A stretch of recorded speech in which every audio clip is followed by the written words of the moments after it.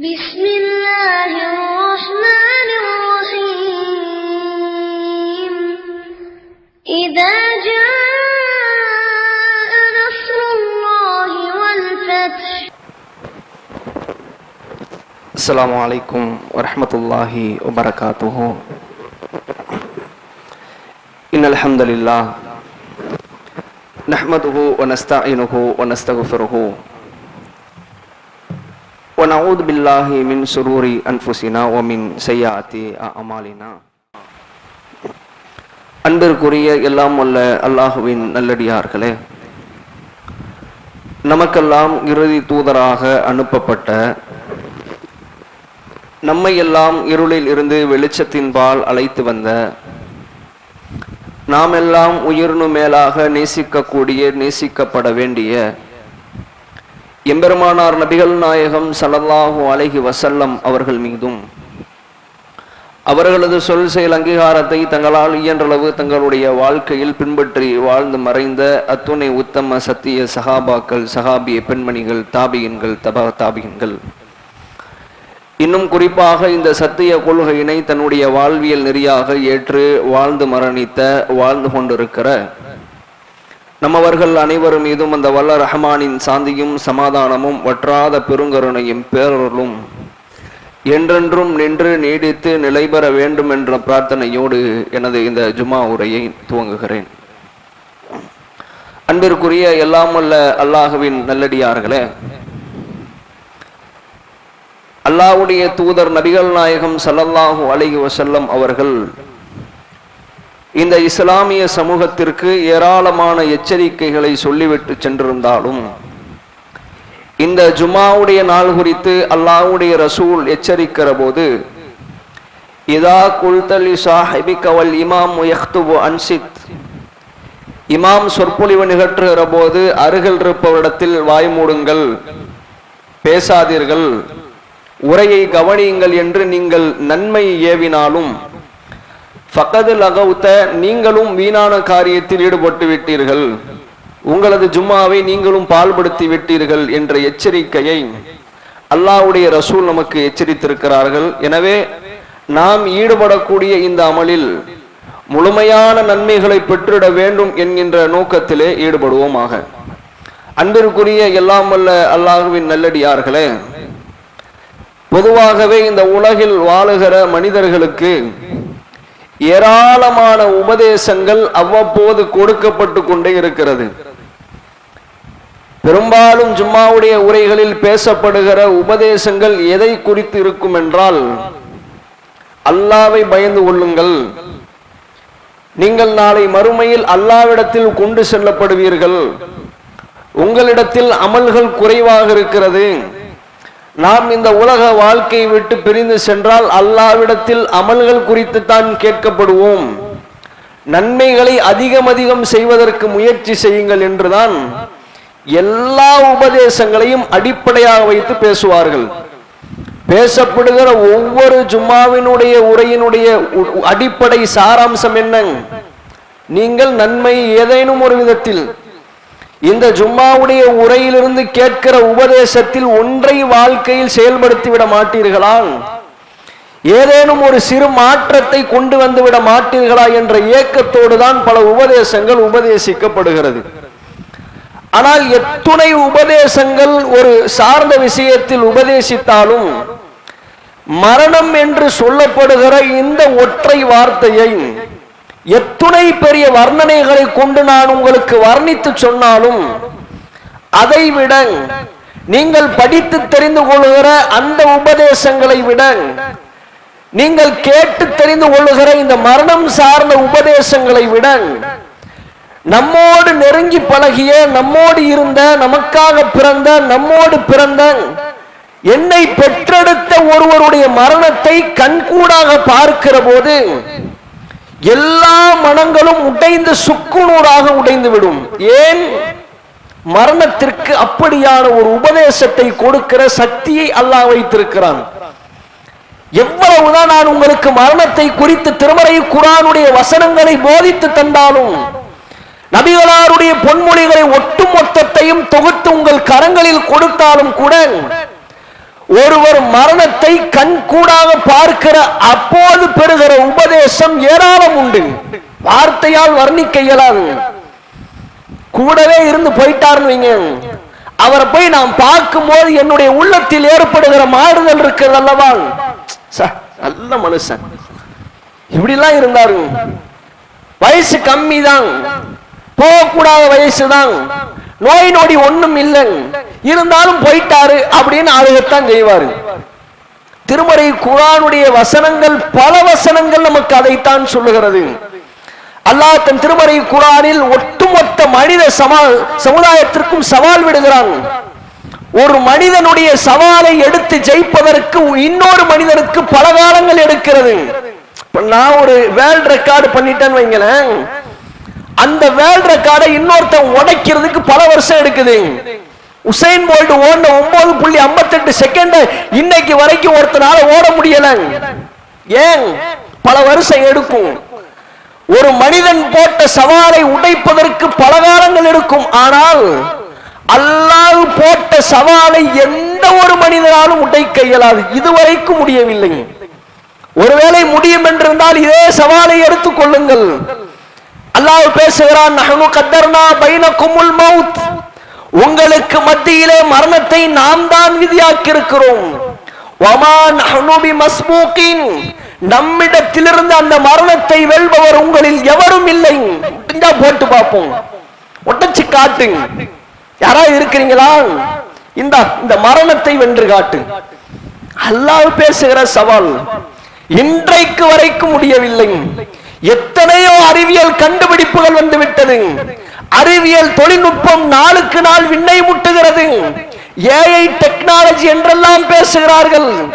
மரணத்தை ஒரு மனிதனால் தடுக்க முடியுமா? இந்த உலகம் அழிக்கப்படுகிற வரைக்கும் குறித்துக் கொள்ளுங்கள், கியாமத் நாள் வரைக்கும் கூட ஒட்டுமொத்த மனித சமுதாயமும் அதை திரண்டு மரணத்தை ஒழிப்பதற்கு, மரணத்திற்கு மரணம் கொடுப்பதற்கு வாய்ப்பு உண்டா என்றால் இல்லை. சவால் முடியுமா? அல்லாஹ் கேட்கிறான். மற்றும் ஒரு வசனத்தை அல்லாஹ் இந்த மனித சமுதாயத்திற்கு ஒரு அடிப்படையை புரிய வைக்கிறான். ஓகே ரைட், மரணம் இருக்குன்னு ஏத்துக்கிட்டு இல்லை, மரணத்தை நம்பித்தானே வாழுகிறாய். மரணம் பற்றி ஏதேனும் உன்னுடைய உள்ளத்தில் கலக்கம் இருக்கிறதா? இல்லை, தெளிவாய் இருக்கிறாய். அப்படியானால் உன்னுடைய உலக வாழ்க்கை எப்படி இருக்க வேண்டும்? அஷ்ஷூரா என்கின்ற அத்தியாயத்தில் அல்லாஹ் பேசுகிறான், தத்தஹிதூன மசானிய லஅல்லக்கும் தஹ்லுதூன், நீங்கள் இந்த உலக வாழ்க்கையிலே கட்டி வைத்திருக்கிற கட்டடங்களை எல்லாம் பார்த்தால் பெரிய வீடா இருக்குது, பெரிய பங்களாவை கட்டி வச்சிருக்கிறீங்க, இதையெல்லாம் பார்த்தால் நீங்கள் இங்கே நிரந்தரமாகி விடலாம் என்று நினைத்தீர்களா? இதுக்கு சான்ஸ் இல்லையே. ஒரு ஆளை பார்த்து கேட்கும், பாய் செம்மையா இருக்கு பாய், கெட்டா இப்படித்தான் பாய் கெட்டணும். அல்லாஹ் பார்த்துட்டு கேட்கிறான், உங்களுடைய இது போன்ற செயல்பாடுகளை வைத்து அல்லாஹ் கேட்கக்கூடிய கேள்வி, இதையெல்லாம் பார்த்தா ஒருவேளை இங்கே இருந்துடலாம் நினைச்சிட்டீங்களா? இல்லை, அல்லாஹ் அனைவருக்கும் மரணத்தை வைத்திருக்கிற வசனத்தை நாம் பரிச்சயமாக அறிந்து வைத்திருக்கிறோம். யாரும் அது குறித்து சிந்தனை இல்லாமல் இல்லை. அல்லாஹ்வுடைய ரசூல் சொன்ன உபதேசம் என்ன? அத்துன்யா சிஜ்னுல் முஃமின், இந்த உலகத்தில் அல்லாஹ்வை நம்பிக்கை கொண்டிருக்கிற ஒரு மூமினுக்கு இந்த உலகம் சிறைச்சாலை தான். வஜன்னத்துல் காஃபிர், காஃபிர்களுக்கு தான் சொர்க்கம். ஆனால் நம்முடைய முஸ்லிம்களுடைய நிலை என்ன தெரியுமா? இந்த உலகத்தில் எனக்கு எந்த கஷ்டமும் வரக்கூடாது, நான் எந்த ஒரு சிரமத்தையும் அனுபவித்து விடக் கூடாது, உடலாலோ பொருளாதாரத்தினாலோ குடும்பத்தினாலோ என்னுடைய பிள்ளைகள் விஷயத்திலோ எந்த சிரமம் என்னை அண்டிவிடக் கூடாது என்று மனிதன் ஓடுகிறான். ரசூல் ஸல்லல்லாஹு அலைஹி வஸல்லம் சொன்னார்கள், இந்த உலகம் ஒரு மூமினுக்கு சிறைச்சாலை. அப்படித்தான் இருக்கும், அதையும் உங்களால் மாற்ற முடியாது. காபிர்களுக்கு வேண்டுமானால் சொர்க்கமாக தெரியலாம். ஒருவேளை நீங்கள் அதைத்தான் ஆசைப்படுகிறீர்களா? யோசித்து பாருங்கள். மரணம் குறித்த எத்தனையோ உபதேசங்களை நாம் கேட்டிருக்கிறோம், புதிதல்ல. கேட்கப்பட்ட அத்துணை உபதேசங்களை உள்ளத்தில் வைத்திருக்கிற நான் எப்போது என் வாழ்வை மாற்றப் போகிறேன்? சில பேருக்கு ஆசை உண்டுங்க, நான் உம்ராவுக்கு போய் அங்கதான் போய் மௌத்தா போகணும். அல்லாஹ் தன் திருமறை குர்ஆனில் சொல்லுகிறான், மா தத்ரி நஃப்ஸும் பி ஐ அர்தின் தமூத், எந்த ஒரு ஆத்மாவும் எங்கே மரணிக்கும் என்பதை எவராலும் அறிய முடியாது. நீங்கள் மரணம் குறித்து அல்லாஹ் பேசுகிற அத்துணை வசனத்தையும் அலசி பாருங்கள். எல்லாம் ஒன் பை ஒன் எடுத்து நீங்க வச்சு பார்த்தீங்கன்னு வைங்க, எல்லாமே சவால் தான். மரணம் குறித்து எந்த ஒன்றையும் உங்களால் மாற்ற முடியாது. வருஷ வருஷம் கிளம்பிடுறது சில பேர் உம்ராவுக்கு. எதுக்கு? அல்லாஹ் அங்கத்தான் எனக்கு மரணத்தை கொடுக்கணும். இங்க தொழுதா எத்தனை பேர் தொழுவீங்க? ஜனாசா தொழுக 10 பேர் தொழுவீங்களா? ஈமான் உள்ள ஒரு 40-50 பேர் தொழுவீங்களா? அதிகபட்சம் ஒரு 500 பேர் தொழுதுருவீங்களா? லட்சம் பேர் தொழுவாங்க எனக்காக. ஒவ்வொரு வக்தும் அங்கு லட்சக்கணக்கான மக்கள் குழுமி தொழுகிறார்கள். ஜனாசா தொழுகையிலும் அதுபோன்று எனக்காக பல்லாயிரக்கணக்கான முஸ்லிம்கள் ஈமானோடு தொழுவார்கள். அந்த பாக்கியத்தை அல்லாஹ் எனக்கு தந்துவிட வேண்டும் என்ற வைராக்கியத்தோடு பல பேர் புறப்பட்டு செல்கிறார்கள். ஆசையோடு போனவர்கள் எல்லாம் நாட்கள் முடிந்து திரும்பி விட்டார்கள். இந்த போயிட்டு வந்துருவோம் போன ஆட்கள் உண்டு. ஒரு வாரத்தில் உம்ரா முடிச்சிட்டு நம்ம வீட்டுக்கு வந்துருவோம் போன ஆட்கள் வரல. யாருக்கு அல்லாஹ் எங்கே எப்போது வைத்திருக்கிறார் என்று எதையும் சொல்ல முடியாது. சமீபத்தில் பல மரணங்கள், வயநாடு குறித்து பல செய்தி சேனல்கள் பேசினார்கள். பல முறை நாமும் கேட்டு பார்த்து கண்கலங்கி போன நிகழ்வுகள் உண்டு. கையை காணவில்லை, காலை காணவில்லை, ஒருவர் அங்கங்குமாக சிதறி கிடக்கிறார்கள், மண்ணால் அரிக்கப்பட்டிருக்கிறார்கள். கொஞ்சம் யோசிச்சு பாருங்க, இரவு தூங்குகிற போது அவர்களுடைய உள்ளத்தில் அது குறித்த சிந்தனை இருந்திருக்குமா? ஏதோ ஒரு இமாம் பள்ளிவாசலில் அறிவிப்பு செய்தாராம், மழையெல்லாம் வர்ற மாதிரி இருக்குது, கொஞ்சம் எல்லாம் அப்படி மேடான பகுதியில் இருந்துக்கங்கன்னு சொன்னாராம். அவர் நினைச்சிருப்பாரா இப்படி அறிவிப்பு செய்தவர் நாளை மறுநாள் நாம் இருக்க மாட்டோம் என்ற சிந்தனை இருந்திருந்தால் ஊரை விட்டு புறப்பட்டு ஓடி இருக்க மாட்டாரா? யாராலும் கணிக்க இயலாது. அப்படிப்பட்ட மரணத்தை எதிர்நோக்கி ஓடுகிற நாம் இந்த உலகத்தில் அல்லாஹ்விற்கு செய்கிற கடமையில் குறை வைத்தால் அல்லாஹ் நாளை மறுமையில் நம்மை விட்டு விடுவானா? யோசித்து பாருங்கள். என்னை படைத்த ரப்புக்கு செய்ய வேண்டிய கடமையில் ஏதேனும் என்னிடத்தில் குறை இருந்தால் அல்லாஹ் மன்னிக்க மாட்டான், நாடினால் மன்னிப்பான். ஆனால் அதே ஒரு புறம் ஒரு மனிதனுக்கு நான் செய்கிற பாவங்கள் இருக்கிறதே, அந்த பாவத்தை அவன் மன்னிக்காத வரைக்கும் ரப்பு மன்னிக்க மாட்டான். ரப்புக்கு செய்கிற பாவம் அது தனி. அவன் நாடினால் மன்னிப்பான், நாடினால் தண்டிப்பான். மற்றொரு மனிதன் இன்னொரு மனிதனுக்கு செய்கிற பாவத்தை அவன் மன்னிக்காத வரைக்கும் அல்லாஹ் மன்னிக்க மாட்டான். திட்டவட்டமான அறிவிப்பு. இஸ்லாம் நமக்கு எச்சரிக்கிற மிக முக்கியமான போதனை. இதில் இன்றைக்கு நாம் எவ்வாறு இருக்கிறோம்? பெரும்பான்மையான மனிதனுடைய உள்ளங்களில் சங்கடங்கள் என்று சரியா பேசிக்க மாட்டேங்கிறான், பேச்சுவார்த்தை சரியில்லை, சமீப காலமா நடவடிக்கைகள் சரியில்லை, என்னுடைய உள்ளத்தை புண்படுத்துகிற விதத்தில் அவனுடைய பேச்சுக்கள் அமைந்திருக்கிறது. நான் ஒன்றுமே செய்யவில்லை, என்னிடத்தில் ஏன் இவ்வாறு நடந்து கொள்கிறான்? எத்துணை மனிதனுடைய ஆதகங்கள், எத்துணை மனிதனுடைய உள்ள குமுறல்கள்.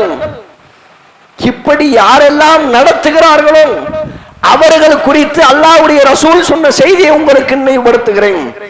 அல்லாஹ்வுடைய தூதர் நபிகள் நாயகம் ஸல்லல்லாஹு அலைஹி வஸல்லம் அவர்கள் ஒரு முறை சபையிலே நிற்கிறார்கள். அவர்களை கடந்து ஒரு ஜனாசா எடுத்து செல்லப்படுகிறது. ரசூல் ஸல்லல்லாஹு அலைஹி வஸல்லம் பார்க்கிறாங்க. பார்த்துட்டு சஹாபாக்களுக்கு மத்தியில் சொல்லுகிறார்கள், முஸ்தரிஹுன் அவ் முஸ்தராஹ் மின்ஹு, இது முஸ்தரி ஆன ஜனாசா அல்லது முஸ்தராஹ் மின்ஹு ஆன ஜனாசா. சஹாபாக்களுக்கு புரியல, நமக்கே அரபி புரியல, அரபியில் இருக்கிற அந்த சஹாபாக்களுக்கு அர்த்தம் புரியல. ரசூலுல்லாஹ் ஜவாமிஉல் கலீம், வார்த்தையினுடைய ஒட்டுமொத்தம் என்ற ஒரு பட்டத்திற்கு சொந்தக்காரர் ரசூலுல்லாஹ்.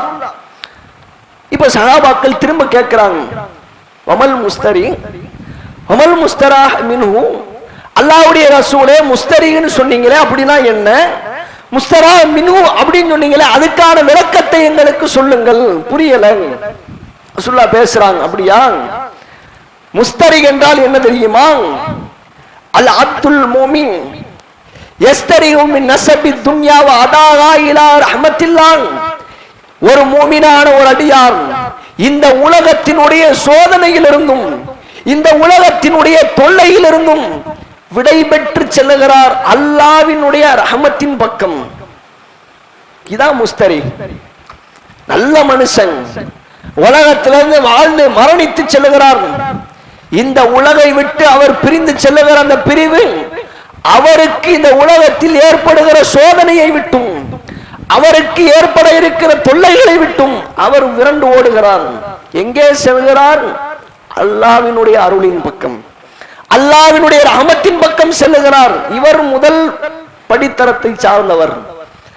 சரி, இரண்டாவது அமல் முஸ்தரா மின்ஹு. முஸ்தரா மின்ஹு என்று சொன்னீர்களே, அதை குறித்து சொல்லுங்கள். மீண்டும் ரசூலுல்லாஹ் பேச ஆரம்பிக்கிறாங்க. அல் அப்துல் ஃபாஜிர், ஒரு கெட்ட அடியார். யஸ்தரிஉ மின்ஹுல் ஐபாது வல் பிலாது வஷஜரு வத்தவாம்.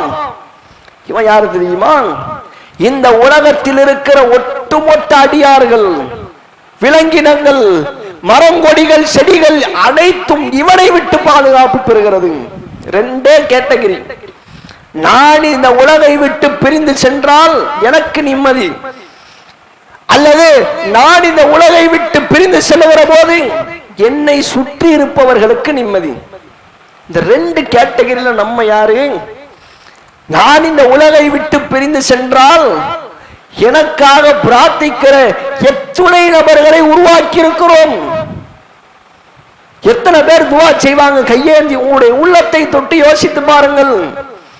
உங்களை பெற்றெடுத்த தாய் துவா கேட்பார்களா? இன்றைக்கு இருக்கிற சூழல் என்ன தெரியுமா? என் பிள்ளை கல்யாணத்துக்கு முன்னாடி வரைக்கும் நல்லா தான் இருந்தான், நல்லா தான் பேசிக்கிட்டு இருந்தான், காசுனா நல்லா தான் தந்தான், கல்யாணம் முடிச்சான் மொத்தமா போயிட்டான், ஆக்க வர மாட்டேங்கிறான். 2 நாளைக்கு முன்னாடி காய்ச்சல்ல படுத்து கிடந்த என்னன்னு கேட்கல, சாப்பாட்டு காசு தர மாட்டேங்கிறான். மனக்குமுறல்களோடு பேசுகிறார்கள். அல்லாஹ் தன் திருமறை குர்ஆனிலே தாய் குறித்து உபதேசிக்கிற உபதேசத்தை மறந்துவிட்ட பிள்ளைகள் கவனித்துக் கொள்ளுங்கள். வவஸைனல் இன்சானு பிவாலிதைஹி ஹமலத்துஹு உம்முஹு வஹ்னன் அலா வஹ்ன். பிள்ளைகளுக்கு அவருடைய பெற்றோர்கள் குறித்து உபதேசித்திருக்கிறோம். உங்களை உங்களுடைய பெற்றோர்கள், உங்களுடைய தாய் சிரமத்திற்கு மேல் சிரமப்பட்டு பெற்றெடுத்தால் சொல்ல தேவையில்லை. ஒட்டுமொத்த மருத்துவ உலகமுமே எதை உயர்ந்த வழி என்று தன்னுடைய மருத்துவ குறிப்பேட்டில் குறிப்பிடுகிறார்கள் என்றால் ஒரு தாய் தன்னுடைய பிள்ளையை பெற்றெடுக்கிற அந்த தருவாயை தான் சொல்கிறார்கள். உலகத்தில் எவ்வளவு பெரிய வழி இருந்தாலும் அதை தாண்டிய ஒரு வழிதான் ஒரு பிள்ளையை பெற்றெடுக்கிற நிலை. சிரமத்திற்கு மேல் சிரமப்பட்டு கஷ்டப்பட்டு பெற்றெடுத்த பிள்ளை பேசுகிற வார்த்தை என்ன? உனக்கு நான் எதுக்கு தரணும், உனக்கு நான் எதுக்கு செய்யணும், என்னை எதுக்கு நீ பெத்த? பேசுகிற பேச்சுக்கள். இந்த உலகத்தை விட்டு நாம் பிரிந்து சென்றால், இதே நிலையில் பயணித்தால் அல்லாஹ்விடத்திலே நமக்காக அவர்கள் துஆ செய்வார்கள். எப்படி செய்வார்கள்? யா அல்லாஹ், உன்னை சும்மா விட்டுறாத, இவெல்லாம் நல்லாவே இருந்துடக்கூடாது, இந்த உலகத்திலே நல்லா இருக்கக்கூடாது, நாளைக்கு மறுமையிலே நல்லா இருக்கக்கூடாது, இவனை எப்படியாவது நாசமாக்கி விடு என்று அவர்கள் துஆ செய்வார்கள். இல்லைன்னு மறுக்க முடியுமா? இதே ஒரு சாதாரண மனிதனுக்கு நான் ஏதேனும் துன்பத்தை ஏற்படுத்தி விட்டேன், முதலாளித்துவத்தில் இருப்பவர்கள், குடும்ப உயர்ந்த அந்தஸ்தில் இருப்பவர்கள், நீதியை நிலைநாட்ட போகிறோம் என்று நடுநிலையாக நிற்பவர்கள் குறித்துக் கொள்ளுங்கள். நீங்கள் ஒரு மனிதனுடைய உள்ளத்தை காயப்படுத்தி விட்டால், நீங்கள் ஒரு மனிதனுடைய உள்ளத்தை காயத்தை ஏற்படுத்துகிற சொற்களை சொல்லிவிட்டால், நடத்தைகளை செய்துவிட்டால், உங்களிடத்தில் தற்போது பேச மாட்டார். உங்கள்கிட்ட எந்த பேச்சும் இருக்காது. ரசூல் ஸல்லல்லாஹு அலைஹி வஸல்லம் அவர்கள் யமன் தேசத்திற்கு முஆத் பின் ஜபல் ரலியல்லாஹு அன்ஹு அவர்களை அனுப்புகிற போது சொன்னார்கள், முஆதே, அந்த மக்களிடத்தில் நீங்கள் செல்லுகிறீர்கள், ஒன்றே ஒன்றை உங்களுக்கு உபதேசிக்கிறேன். இத்தகி தஅவத்துல் மظلوم, பாதிக்கப்பட்டவருடைய பிரார்த்தனை கஞ்சிக் கொள்ளுங்கள். ஏன் தெரியுமா? லைஸ பைனஹா வ பைனல்லாஹில் ஹிஜாப், அல்லாஹ்விற்கும் அவருக்கும் மத்தியிலே எந்த திரையும் இல்லை. ரொம்ப கவனமா இருங்க. பேசிட்டீங்களா, உள்ளத்தை காயப்படுத்துவீர்களா, அல்லாஹ்விடத்திலே கையேந்துவார், உங்ககிட்ட பேச மாட்டாரு. ரொம்ப கவனமா இருங்க. இதே உபதேசம் தான் நமக்கும். இந்த உலக வாழ்க்கையிலே நான் உயிரோடு வாழுகிற அற்ப காலத்தில் 40 வயது வரைக்கும் எந்த மனிதரையும் புண்படுத்தவில்லை. கடைசி காலகட்டம் 1-2 வருடங்கள் ஒட்டுமொத்த உலகத்தில் இருக்கிற என்னால் யாரெல்லாம் சந்தோஷம் அடைந்தார்களோ அத்தனை உள்ளங்களையும் காயப்படுத்தி விட்டால் எத்தனை பேர்? 10 பேர் வந்து நின்றாலே அலட்சியமாய் போய் ஒரு 10 பேர் உங்களுக்கு எதிராக அல்லாஹ்விடத்தில் வந்து நின்றால், நீங்கள் சிரமப்பட்டு செய்த நோன்புகள், நீங்கள் சிரமப்பட்டு நின்று தொழுத தொழுகைகள், கொடுக்கவே மனம் இல்லாமல் ஏதோ நன்மை பெறுவோம் என்று கொடுத்த சகாத்து சதக்காக்கள், சிரமத்திற்கு மேல் சிரமப்பட்டு பொருளாதாரத்தாலும் உடலாலும் சென்று வந்த ஹஜ் உம்ராக்கள் ஒட்டுமொத்தமும் நாசமாக்கப்படுமே. இதற்காகத்தான் அமல் செய்கிறோமா? நாளை மறுமை நாளிலே ஒரு அடியான் ஒட்டுமொத்த மூட்டைகளை சுமந்து கொண்டு அல்லாஹ்விடத்திலே வருவான். யார் அவன்? சஹாபாக்களிடத்திலே அல்லாஹ்வுடைய ரசூல் சொன்னார்கள், மல் முஃப்லிஸ். முஃப்லிஸ்னா யார் தெரியுமா? வமன் முஃப்லிஸ் யா ரசூலல்லாஹ், அல்லாஹ்வுடைய ரசூலே முஃப்லிஸ் என்றால் யார்? சொல்லித் தாருங்கள், குறித்துக் கொள்ளுங்கள். ஒட்டுமொத்த நன்மைகளை, தொழுகைகளை, நோன்புகளை, சக்காத்துகளை, ஹஜ்ஜுகளை சுமந்து கொண்டு வருவார். கொஞ்ச நஞ்சமல்ல, மூடை மூடைகளாக இழுக்க முடியாமல் சிரமப்பட்டு இழுத்து வருவார். அல்லாஹ்விடத்திலே வந்து நிற்கிற போது அவருக்கு எதிர் திசையிலே அவரால் பாதிக்கப்பட்ட அத்துணை நபர்களும் நிற்பார்கள். 1,00,000 பேர் இருக்கிறான் வைங்க. ஒரு ஆட்சி அதிகாரி, ஒரு ஆன்மீக தலைவர், மக்களுக்கு பல பேருக்கு நன்மை செய்திருக்கிறார். அவரால் பாதிக்கப்பட்டவர்கள் 1000 பேர். எல்லாவற்றையும் அல்லாஹ் வாங்கி கொடுப்பான். முதலாளியாக இருக்கிறீர்களா? உயர்ந்த அந்தஸ்தில் இருக்கிறீர்களா? உங்களுக்கு கீழே சில நபர்களை வைத்து நீங்கள் அவர்களுக்கு செய்ய வேண்டிய பணிவிடைகளை செய்கிறீர்களா? நிச்சயம் அவருடைய உள்ளம் காயப்பட்டிருந்தால் நாளை மறுமை நாளிலே வந்து நிற்பார்கள். யா அல்லாஹ், அடித்து விட்டான். ஊர்ல எல்லாத்துக்கும் நல்ல மனுஷன், எல்லாத்தையும் நல்லா தான் பேசுவாரு, காசு பணம்னா நல்லா தான் கொடுப்பாரு. ஆனா ஏன்ட்டு அப்படி இல்லையே, என்னுடைய உள்ளத்தை காயப்படுத்தி விட்டானே, எனக்கு தீர்ப்பை கொடுத்து விடு ரப்பே என்று ஒரு மனிதர்கள் உங்களுக்கு எதிராக வந்து நின்றாலும் கூட நீங்கள் நாளை மறுமை நாளிலே நஷ்டப்பட்டு போவீர்கள். அல்லாஹ்வுடைய ரசூல் நமக்கு எச்சரித்தார்கள். ஏதோ நாளை மறுமை நாளில் மட்டும் நஷ்டம் இல்லை, இந்த உலகத்தில் வாழுகிற போதும் நஷ்டத்தை அடைகிறோம். அல்லாஹ்வுடைய தூதர் நபிகள் நாயகம் ஸல்லல்லாஹு அலைஹி வஸல்லம் அவர்கள் சொன்னார்கள், துஅரதுல் அமாலு ஃபி குல்லி யௌமின் ஹமீஸின் வ இஸ்னைன். ஒவ்வொரு வாரமும் திங்கள் மற்றும் வியாழக்கிழமைகளில் அல்லாஹ்விடத்திலே நீங்கள் செய்த அமல்கள் எடுத்து காட்டப்படும். தொழுதீங்களா? நோம்பு பிடிச்சீங்களா? சக்காத்து சதக்கா கொடுத்தீங்களா? திக்ரு செஞ்சீங்களா? குர்ஆன் ஓதுனீங்களா? என்ன செஞ்சீங்க? எல்லாவற்றையும் திங்கட்கிழமை வியாழக்கிழமை மலக்குமார்கள் அல்லாஹ்விடத்தில் எடுத்து காட்டுவார்களாம். அல்லாஹ் நம்மால தொழுது இருக்கிறாரு, நோம்பு பிடிச்சிருக்கிறாரு, அப்படியா? ஆனால் அல்லாஹ் திரும்ப கேட்பான், யார் அல்லாஹ்விற்கு இணை வைக்கவில்லையோ அப்படியான மனிதனுடைய பாவங்கள் அத்துணை மன்னிக்கப்படுகிறது. இரண்டாவது என்ன? இந்த இறைப்பட்ட நாட்களில் யாரும் யாரிடத்திலும் சண்டை பிடித்திருக்க கூடாது. 2 பேர்த்துக்கு மத்தியில சண்டையே இருக்க கூடாது. நான் யாரையோ திட்டிட்டேன், யாரையோ பேசிட்டேன், அவருடைய உள்ளம் கஷ்டப்பட்டு இருக்கிறதா, இதே சங்கடத்தில் பயணிக்கிறார்களா, ஏட்டத்துக்கு ஓரமா போடுங்க. ஒரு வாரம் ஓரம் கிடக்கும், 2வது வாரம் ஓரம் கிடக்கும். ஓரம் கிடக்கிற நிலையிலே மரணித்து போனால் அப்படியே தூசி படிந்து கிடக்குமே. யோசித்து பாருங்கள். நான் செய்த நன்மைகளை எடுத்துக்கொண்டு அல்லாஹ்விடத்திலே காட்டுகிற போது இல்லை இல்லை, இதை தூக்கி குப்பையில் போடுங்கள் என்ற விதத்தில் அல்லாஹ் என்னுடைய அமல்களை உதாசீனப்படுத்துகிறானே. ஏன்? யாரிடத்தில் நான் கோபித்துக் கொண்டேனோ, யாருடைய உள்ளத்தை காயப்படுத்தினேனோ, அவரிடத்தில் நான் சமாதானமாக போகாத வரைக்கும் அல்லாஹ் அதை எடுத்து பார்க்க மாட்டான். நாம் எந்த நிலையில் இருக்கிறோம்? ஒவ்வொரு மனிதர்களும் சில மனிதர்களோடு குரோதத்தோடு தான் இன்றைக்கு வரைக்கும் பயணிக்கிறோம். இன்றையிலிருந்து ஒரு முடிவை எடுங்கள். இதனால் வரைக்கும் நான் எப்படி பயணித்தேனோ அந்த பயணத்தை உடைத்து விட்டேன். அல்லாஹ்விற்காக உன்னை மன்னிக்கிறேன். போ, என்ன செஞ்சிருந்தாலும் சரி, அல்லாஹ் என்ன மன்னிக்கணுமா இல்லையா? அல்லாஹ் என்னுடைய ஏடுகளை பார்க்க வேண்டுமா இல்லையா? நான் உன்னை ஏதோ தெரியாமல் பேசிவிட்டேன். பல பேருக்கு என்னன்னா கெத்து, நான் பேசாம இருக்க எனக்கு கெத்து, ஒண்ணும் கிடையாது. அல்லாஹ்விடத்தில் நீங்கள் கோழைகளாக பார்க்கப்படுவீர்கள். ரசூல் ஸல்லல்லாஹு அலைஹி வஸல்லம் அவர்கள் சொன்னார்கள், இரண்டு நபர்களுக்கு மத்தியிலே சண்டை ஏற்பட்டு இரண்டு சகோதரர்கள் சண்டையிட்டுக் கொண்டால் யார் முதலில் பேசுகிறாரோ அவர்தான் உங்களில் சிறந்தவர், பெஸ்ட். என்னடா கெத்து, நீ அவனும் பேசாம இருக்கனால பெரிய கொம்பா உங்களுக்கு? இல்லை, நீங்கள் தாழ்ந்தவர்கள்.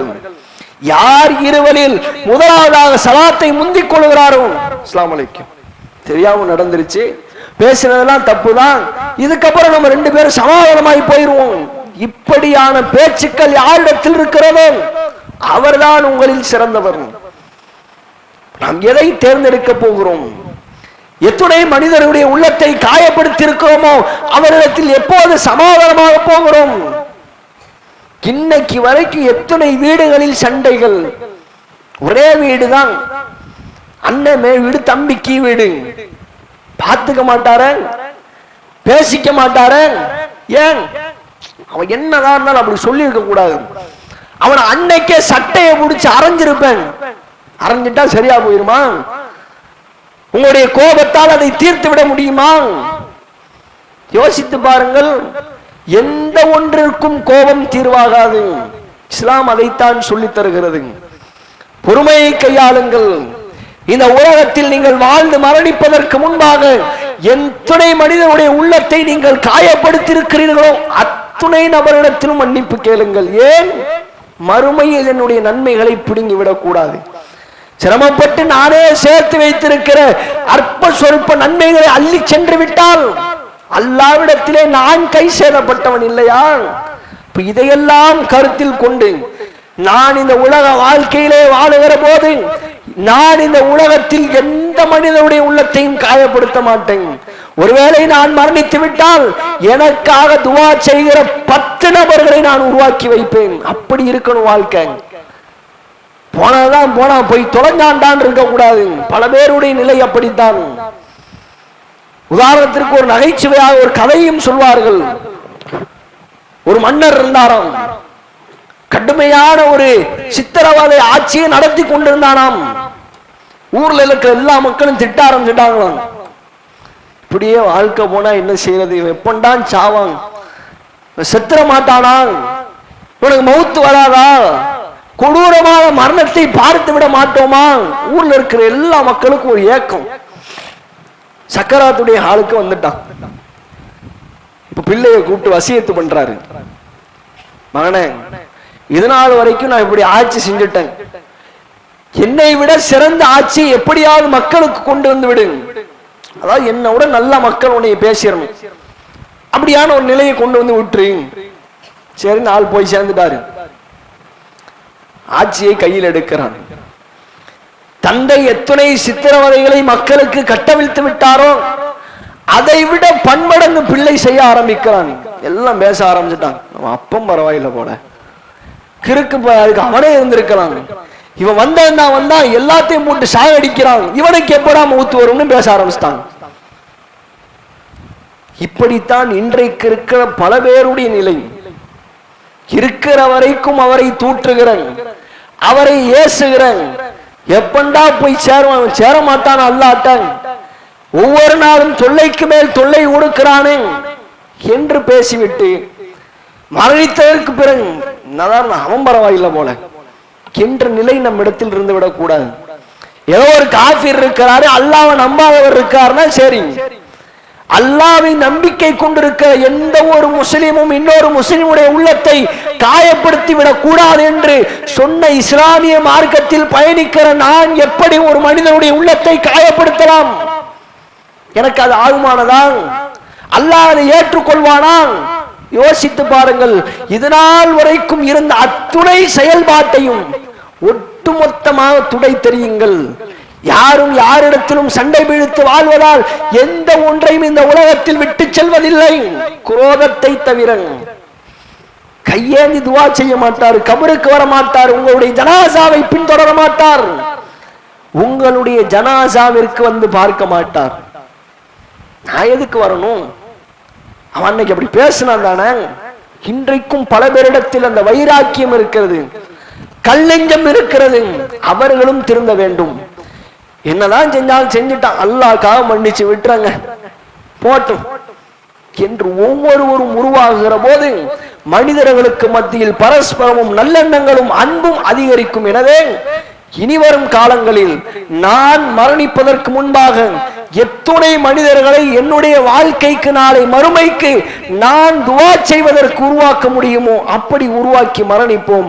அல்லாஹ் அனைவருக்கும் சுவனத்திலே உயர்ந்த சுவனமான ஜன்னத்துல் ஃபிர்தௌஸை தருவதற்கு போதுமானவன். வாஹிரதவானில் அல்ஹம்துலில்லாஹி ரப்பில் ஆலமீன். அஸ்ஸலாமு அலைக்கும். அல்ஹம்துலில்லாஹி ரப்பில் ஆலமீன். அன்பிற்குரிய எல்லாம் உள்ள அல்லாஹ்வின் நல்லடியார்களே, சமீப சில நாட்களாகவே சமூக வலைதளங்களில் பரவுகிற மிக முக்கியமான செய்தியும் நாம் எடுத்து பேச வேண்டிய செய்தியும் என்னவென்றால், திருப்பதியில் கொடுக்கப்படுகிற லட்டில் கொழுப்பை கலந்து விட்டார்கள், அதுவும் மாட்டிறைச்சியுடைய கொழுப்பை கலந்து விட்டார்கள் என்று வெகு விமர்சையாக இன்றைக்கு பேச்சுக்கள் சமூக வலைதளங்களில் உலா வந்து கொண்டிருக்கிறது. அதை எதிர்த்து சில யூடியூப் சேனல்கள் அதற்கான வீடியோக்களை தயார் செய்து வெளியிட்டார்கள். அதனால் அவருடைய சேனல்களை முடக்க வேண்டும், அவர்களை கைது செய்ய வேண்டும் என்று இன்றைக்கும் சங் பரிவார கும்பல்கள் ஆட்டம் போட்டுக்கொண்டு அதை ஒரு பேசு பொருளாக எடுத்து கொண்டிருக்கிறார்கள். இங்கு கவனிக்க வேண்டிய அம்சம் என்னவென்றால், பொதுவாகவே ஒரு கோயிலில் கொடுக்கப்படுகிற பிரசாதத்தை கையில் எடுக்கிறதற்கான தகுதியை அவர்கள் தான் இன்றைக்கு வரைக்கும் வைத்திருக்கிறார்கள். உள்ள சாமானியத்தில் ஒருவர் உள்ளே செல்ல இயலாது. அப்படியே கோயில் கருவறைக்குள் சென்றாலும் கூட அவரை எப்படி வெளியேற்றுவதற்கான வேலைகளை செய்ய முடியுமோ அத்தனையும் செய்கிற அதிகாரத்தில் இன்றைக்கு அவர்கள் இருக்கிறார்கள். அதையும் தாண்டி மக்களுக்கு கொடுக்கிற பிரசாதத்தை காலம் காலமாய் செய்கிற அந்த ஒரு பணியை அவர்கள் தான் கையிலும் வைத்திருக்கிறார்கள். அப்படி இருக்கிற இந்த சூழலில் கடந்த சில வருடங்களாகவே இந்த மாட்டு இறைச்சி குறித்த விமர்சனங்களும் அதன் மூலம் ஏற்படுகிற தாக்குதல்களும் ஏராளமான நிகழ்வுகளை நாம் அறிந்துதான் வைத்திருக்கிறோம். அகலாக்கு தொட்டு சமீபத்தில் நடந்த ஜார்க்கண்டில் அடித்து கொல்லப்பட்ட மாட்டிறைச்சி வைத்திருந்தார் என்ற காரணத்திற்காக கொலை செய்யப்பட்ட சிறுவன் வரைக்குமான சம்பவத்தை நாம் எல்லாம் யாரும் மறக்கவில்லை. சொன்ன ஒரே காரணம், எப்படி நீ கோமாவை இப்படி கொல்லலாம், நீ ஜெய் ஸ்ரீராம் என்று சொல்லு என்றெல்லாம் விமர்சித்து அடிக்க ஆரம்பித்தார்கள், கொல்ல ஆரம்பித்தார்கள், அதை புனிதமாக பேச ஆரம்பித்தார்கள். இப்படி புனிதமாக மக்களுக்கு மத்தியில் ஒரு படம் காட்டிவிட்டு கோயில் கருவறைக்குள் வைத்து மாட்டு கொழுப்பை தயாரிக்கிறார்கள். அதை யாரெல்லாம் படம் எடுத்து வெளியிடுகிறார்களோ, அதை பற்றி பேசுகிறார்களோ அவர்கள் மீது வழக்கு தொடுக்க வேண்டும் என்றாலும் இன்றைக்கும் பேச்சுக்கள் தொடர்கிறது. என்ன கேட்கிறோம்? நியாயமான ஆளா இருந்தால், உண்மையிலே மாட்டிறைச்சிக்கு நீங்கள் ஆதரவு தெரிவிப்பவர்களாக இருந்தால் செஞ்ச எல்லாத்தையும் பிடிச்சி நேரம் வெளியேற்றிருக்கணுமா இல்லையா? இத்தனை பேரை பிடிச்சிருக்கிறோம், இத்தனை ஐயர்கள் கைது செய்யப்பட்டிருக்கிறார்கள், அவன் பிடிச்சாச்சு சொல்லி இருக்கணும்ல. இன்றைக்கு வரைக்கும் வாய் திறக்கவில்லை. அதை பற்றி சமூக ஊடகங்கள் பேசவில்லை, திசை திருப்புகிறார்கள். இப்ப நம்ம கவனிக்க வேண்டியது என்னென்றால், அவங்கள ஒரு ஆள் செஞ்சா பிரச்சனை இல்லை, அவன் கையில் எடுப்பான்னா ஓகே, அவர்கள் ஏற்றுமதி செய்வார்கள் என்றால் அதை அங்கீகரிப்பார்கள். இன்றைக்கும் கூட ஏற்றுமதியில் அதிகமாக இருப்பது ஊப்பி தான். இல்லைன்னு மறுக்க இயலாது. அப்ப மாட்டிறைச்சியை வைத்து அரசியல் இன்றைக்கு தெல்ல தெளிவாக நடத்தப்படுகிறது. அது கோயிலுக்குள்ளாக நுழைந்து விட்டது என்று விமர்சிக்கிறார்கள். அது குறித்து பேச்சு எதுவும் இல்லை. இஸ்லாமியர்கள் இது போன்று செய்திருந்தால் ஏற்றிருப்பார்களா? சைவம் என்ற கடையில் இதை செய்திருந்தால் ஏற்றிருப்பார்களா என்றெல்லாம் பேசுகிறார்கள். இதையெல்லாம் நாம் கவனிக்க வேண்டிய மிக முக்கியமான அம்சம். இஸ்லாமியர்களுக்கு இந்த நாட்டில் ஒரு நீதியும், இஸ்லாமியர்கள் என்றால் அவர்களுக்கு அநீதியை மட்டுமே பரிசீலித்து, அநீதியை யார் மற்றவர்கள் செய்தாலும் அவர்களுக்கு நீதியை பரிசாக கொடுக்கிற அரசியல் தான் நாம் வாழ்ந்து கொண்டிருக்கிறோம் என்பதை யாரும் மறந்துவிட வேண்டாம். இதை யாரும் திசை திருப்புகிற செயலாக மாற்ற வேண்டாம் என்பதை உணர்ந்து கொண்டு அல்லாஹ் இவர்களுக்கான தக்க பாடத்தை விரைவில் கொடுப்பான் என்ற பிரார்த்தனையோடு நிறைவு செய்கிறேன். வாகிருதவானில் அல்ஹம்துலில்லாஹி ரப்பில் ஆலமீன். அஸ்ஸலாமு அலைக்கும் வரஹ்மத்துல்லாஹி வரகாத்துஹு.